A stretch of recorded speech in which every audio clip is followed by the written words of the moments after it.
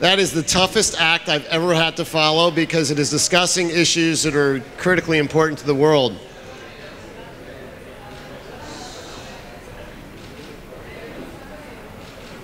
What I want to talk about with you today is disruptive innovation. I started out my career a while back, and I started out in the United States dealing with one of the most disruptive innovations there was, the video cassette recorder. And I started out as a student, actually, working for a consulting group which was trying to preserve the legality of that product. And it took a long time. It took two trips to the Supreme Court of the United States, but eventually, by a 5-4 decision, the Supreme Court of the United States found that the VCR is indeed a legal product. I can't do that, or you're not going to see me. Okay. I'm not that much to look at.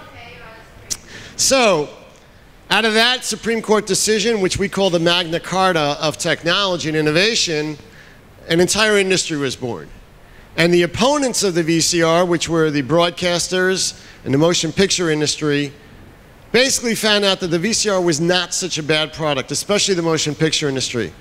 I spent many years of my career debating the various studio heads and Jack Valenti, who headed the Motion Picture Association. And the issue there was, is this technology and innovation good or is it bad? And technology is, of course, neutral. It's how it's used. So just to give you a little bit of background, and thank you very much for the introduction. It's a bit short, so I'll elaborate. So the Consumer Electronics Association is a trade association of over 2,000 technology companies in the United States.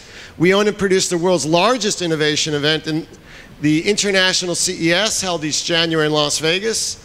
It attracts over 160,000 people from around the world, CXOs of every type of industry, from technology to broadcasting to cable to content to music, you name it, Madison Avenue, and the content industry. And what it does is it gets the disruptors in a room to basically meet each other and see where the world is going. And that to us is a very important. It's like the DLD conference. It's focusing on big issues. There's about 800 speakers, including the leaders of global companies. As a result of running that event for over 20 years, I've gotten to know many of the leaders around the world. I wrote a book published last year called Ninja Innovation. Ninja is focused on the concept of the ancient Japanese fighter who, against great odds, would go against enemies, and with planning, with a great team, with disruptive ideas, it would almost always win. I called it also Ninja because it's an ancient fighting form. I'm a black belt in Taekwondo, which those of you that know is actually Korean. There's a little bit of license there between Korea and Japan. But what it is it's a focus on doing things differently and breaking out. Life is not necessarily digital. There's not always a yes or a no or two choices. There's often a third way of doing things, and that is disruption. Disruption is occurring today in big ways. Some of you attended other conferences, have heard about it. Airbnb. On the night of July 5th this summer, just a little bit over 2 months ago, Airbnb had, I wrote this down because I couldn't believe the number, 120,000 people using rooms around the world, including 20,000 actually in Paris alone.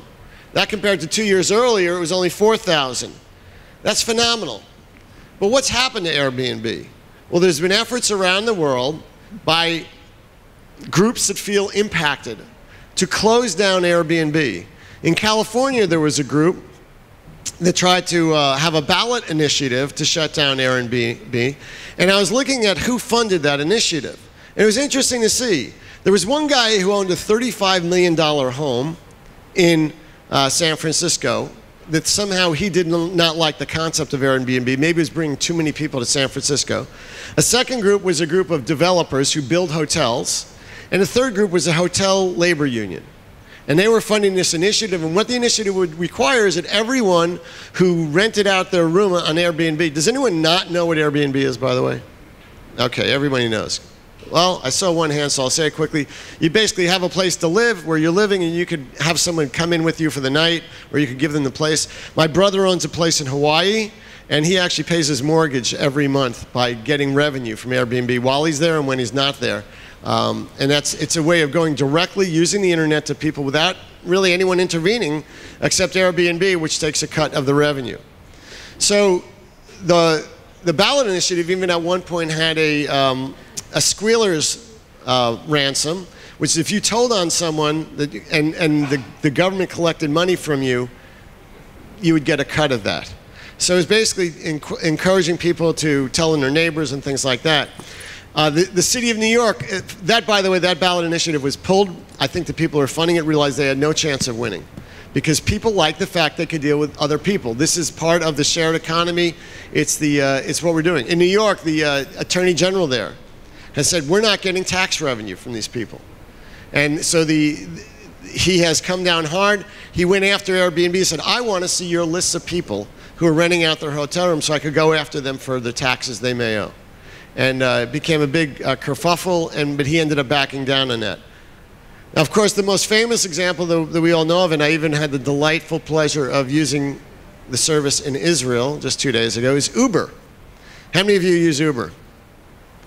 I'd say about half of you. It's great. Uber, for those that don't know, is a car-sharing service where actually someone has a car and they want to drive it. If they can meet the Uber threshold, go through the Uber process, they could all of a sudden, with this phenomenal application that uses an algorithm, allows you to get a ride of where you want. Now, the implications of that are huge. And I've been involved in a few of the battles. Uber is a member of our association, as is Lyft, one of their competitors. And it's been attacked all over the world. And ironically, it's being attacked in places that are kind of pro-technology, like Portland, Oregon, Washington, D.C., Virginia. I don't know if you'd consider Paris. I know some of my friends from France were pro-technology, but Paris has been very harsh. Germany, they actually had a court shut it down, and just yesterday, another court reversed them on that about whether Uber could be legal in Germany or not.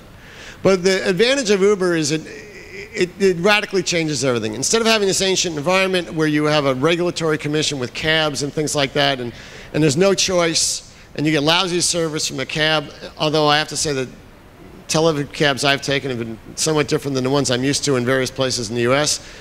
The cab service is not considered exceptional in the United States. The choice I have in the Washington, D.C. area is I can get a taxi that's not air conditioned, that smells, and is unreliable in showing up, and the guy's talking on the phone while we're driving, and it costs a modest amount, or I have to rent a limousine for 3 hours and pay over $300 US for that. That's the choice I faced till Uber came into market a couple years ago. And now Uber is phenomenal. When it was the DC City Council was responding to the cab commission, actually arrested an Uber driver. And what we ended up doing was they going to the city council, and we flooded the city council with, they got 5,000 contacts in one day. And they have a temporary compromise on that. Virginia, just a few months ago, the Virginia Department of Motor Vehicles said, we are shutting you down, Uber. We immediately launched a campaign, and we had them contacted. I personally called the governor, who I had supported, a Democrat, because he was a pro-technology, pro-innovation politician, he said. He was President Clinton's best friend. And I said, that's why I supported you. He reversed that decision. So and in Illinois, the governor reversed the decision shutting Uber down as well. So there's a lot of efforts. And what is it about Uber and Lyft and Airbnb and a lot of things that we're seeing on the internet, things that have not yet been invented? They challenge the status quo. Now, the status quo is what we're all used to. And the truth is, if it wasn't for changes in the status quo, we would never grow as a world, as an economy. We would never have conferences like this one or trade shows like the CES, because things change. And the most difficult concept for humans to understand is the fact that there is change that goes on. We all picture a world as we know it, with everyone alive that we knew when we were kids, and everybody in the same situation. And it's very difficult to envision a changed world. And we spend our lives trying to preserve the status quo as we know it. And that's a very difficult thing to accept. And it's not only economic issues that come out, it's personal issues that are felt. It's change. And the cultures and the societies which are willing to embrace change are the ones that are going to do best, economically and otherwise. I think we saw it in the discussion earlier. You're dealing with a changing environment, but really a status quo that has gone on for hundreds of years. We see it with different European countries. There are those which are embracing change rather quickly, and there are those that are not. In Europe, for example, I think it was, I don't want to pick up on France, because although I do in my book talk about France a lot, I think they're changing, they're embracing innovation. But they do some incredibly stupid things. Not only have they tried to shut down Uber, but they recently had a rule that said employees are hurting because they're taking too much work home from them. It is illegal to contact your employee by an email after business hours. Now, what kind of startup is going to want to be in France with the kind of backward thinking, although well-intentioned, type of law like that? That is something where there's change that's occurring rapidly, there's a global environment for technology, and a country is not responding. And what's changed in our era more than I think any others, and I've had some debates about this. Someone was telling me the other night here that the printing press was the biggest thing when Gutenberg invented it. Could you imagine the change that's occurred where someone could only write a few books, copy a few books in a lifetime, a monk, and there's very little literacy, to the change of the printing press, or the change of electricity, or the change that occurred in the last century with mobility, with cars and trains and things like that. Those are huge changes, obviously, but the change that we're experiencing now with the internet is another fundamental change. And what it is doing is making it so that it is a global marketplace now. Countries are competing with countries. It's the only time in our world's history where anyone essentially could create a global enterprise within like 24 hours if you have a computer and a broadband connection. And people are doing it. So the battle used to be over where companies were located. Now it's where people are located. And some of the modest changes around the fringe, get back to Uber. What has Uber done? It's actually changing where people live in cities. Because no longer do you have to live near public transportation anymore or closer to the city. If you can get a ride with Uber, you can live further out, and it's changing even how cities are created, which I think is really fascinating, because what's geographically acceptable to people has changed. So we have this change that's fundamentally occurring. And the countries that are going to win, in my view, in part, are those that are embracing change and creating a legal structure which is more comfortable with change. I want to talk about some other, because what I've done up to this point is talk about change in the sense of where we are today. I want to talk a little bit about the future and where I see some changes going that are disruptive, and also going to invoke a lot of big public policy issues. And some of them have just started, some of them have been going on for a while, and some of them haven't started. So my vision of the world in the future is that really there's 5 different ways you will get what you want. Today, if you want a product, there are 2. You could go buy it at a store, or you could order it online. Well, there's 3 more, and I want to go through each of them. One way is a driverless car. A driverless car is one of the most disruptive changes there are. Because I represent the interest of everyone from Apple to believe it or not, all the automobile companies and everyone else in Washington, D.C., I'm dealing often with the government agencies in Washington that focus on, say, car safety. And they're very concerned about distracted driving. They're concerned about people texting while driving, which is clearly wrong. And for me, it's personally hurtful that the products of the companies that I'm representing are actually causing the loss of lives and limb and tragedy. And essentially because it's avoidable. Now, the government argues that it's avoidable by having not only rules and laws which say you can't use your product while you're driving, which I'm fairly comfortable with, but actually they are now going in the direction that they want to mandate it, so if you carry technology into the car with you as a driver, it will not work. And they want to create a zone within the car of non-working.